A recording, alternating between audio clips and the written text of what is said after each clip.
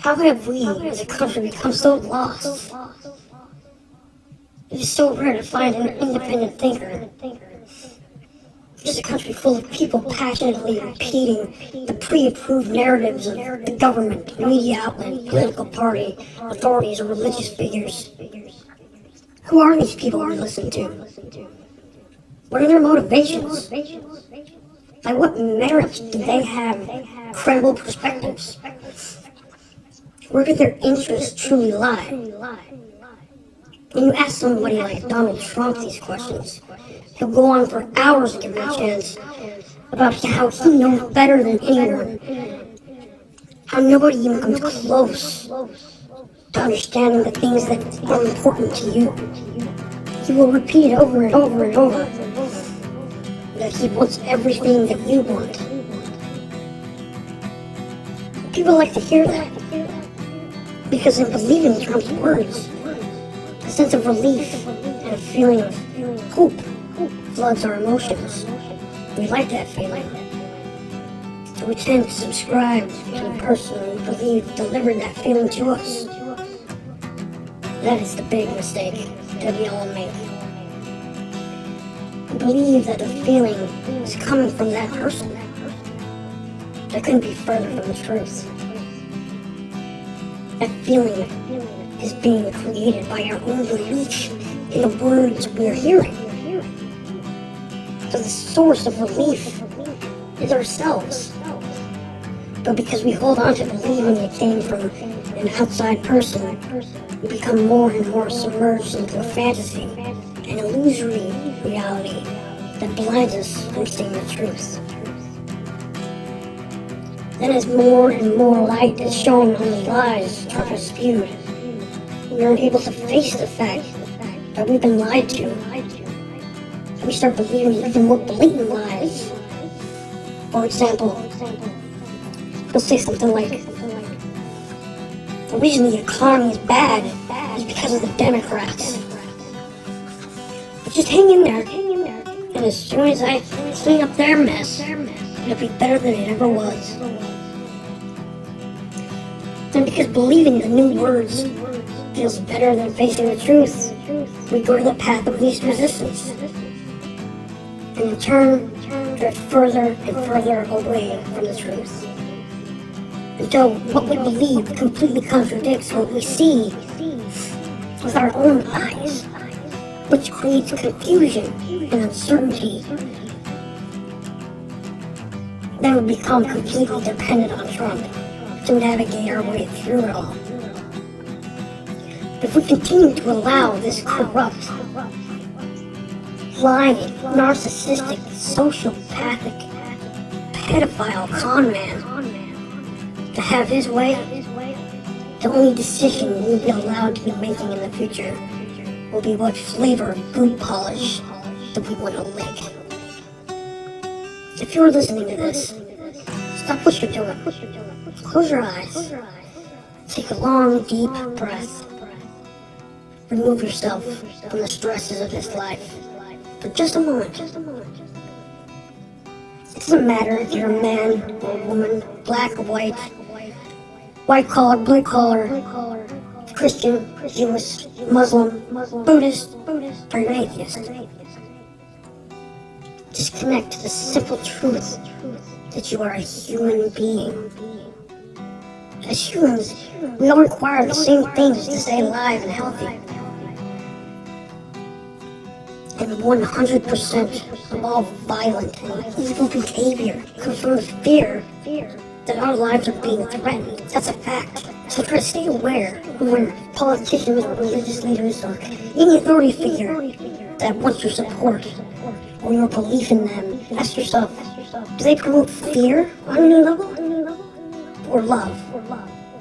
It cannot be both. Because if they can successfully divide the people against each other, Trump says he will defend the Constitution and the rule of law. Trump says he is the expert on every subject you can imagine. Trump says your priorities are his own. Trump says he cares about you, your country, and your well-being.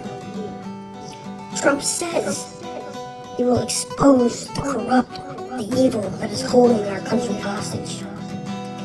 Trump says he will make Americans live better and safer with higher quality of life. Trump says he is here to save you and this country. Those are the words that, if truly believed, create the warm and cozy feeling. The old cliche, actions speak louder than words, is a core truth that should be held on to with all of your ability. If the actions do not match the words, then the words are completely meaningless and should be treated as such. Now, here's a list of the actions that Trump has taken while in power. Trump has not only not defended the Constitution, but he has flat out attacked it. He has all but destroyed our relationships with other countries, belittling them and refusing to deal in fair trade, causing frustration and potentially turning countries that were our friends into our enemies. All government programs that were designed to help out middle class and poor families. It has raised the cost of living to astronomical levels, making it impossible for people to live a comfortable life. A modern-day Gestapo that is targeting people based solely on what they look like and detaining them off the street and ripping parents away from their children. These are law-abiding individuals, people with jobs, with families.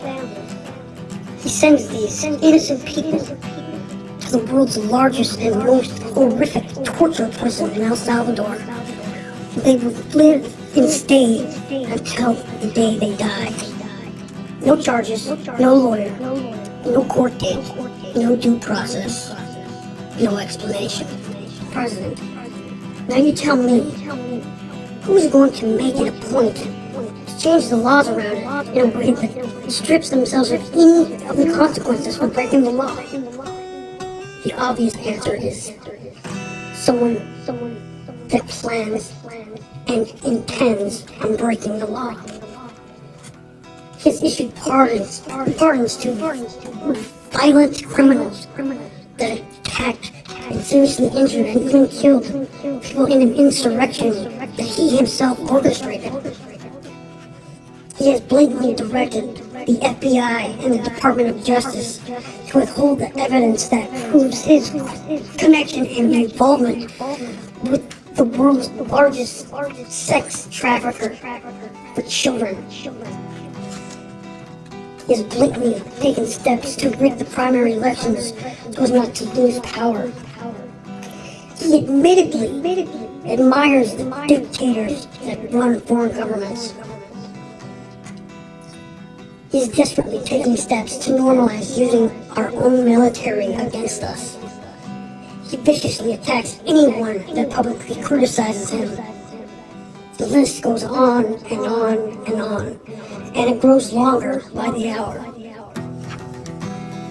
But this mess is not Donald Trump's fault. It is us, as the citizens of this nation, that are responsible for giving our power away to this man. So it all comes down to a choice. We have to make a choice you have to make. Are you going to continue to keep your head in the sand with false hopes that everything will work out? Or are you going to look your children in the eye, your children that are innocent, and depend on you for doing all that you can to make sure they're safe and have the opportunity to blossom into their fullest potential as humans? It's okay to be wrong, as long as you can embrace the fact that you were wrong and made a mistake. Only when you accept that you made a mistake can the opportunity to fix that mistake arise from the shadows created by lies and deceit. We can take the power back for ourselves. We can not only fix it, but we can create a society that allows for all of us to flourish and grow and experience this life to the fullest. It's just a simple choice. between fear and love.